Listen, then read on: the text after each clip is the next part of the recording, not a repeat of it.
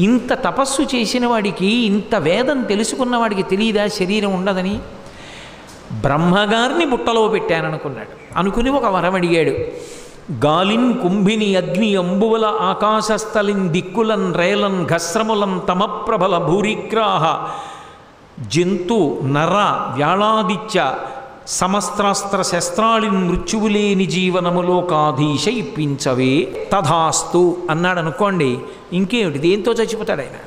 అందులో ఎన్ని అడిగాడంటే, నేను పంచభూతములలో గాలిలో చచ్చిపోకూడదు, భూమి మీద చచ్చిపోకూడదు, అగ్నిలో చచ్చిపోకూడదు, నీటిలో చచ్చిపోకూడదు, వాయువు వలన చచ్చిపోకూడదు, జంతువుల వలన చచ్చిపోకూడదు, పాముల వలన చచ్చిపోకూడదు, నరుల వలన చచ్చిపోకూడదు, మృగాల వలన చచ్చిపోకూడదు, ఇంట్లో చచ్చిపోకూడదు, బయట చచ్చిపోకూడదు, రాత్రి చచ్చిపోకూడదు, పగల చచ్చిపోకూడదు, ఏ దిక్కుల యందు చచ్చిపోకూడదు. ఇంక ఏమిటి చచ్చిపోవడానికి?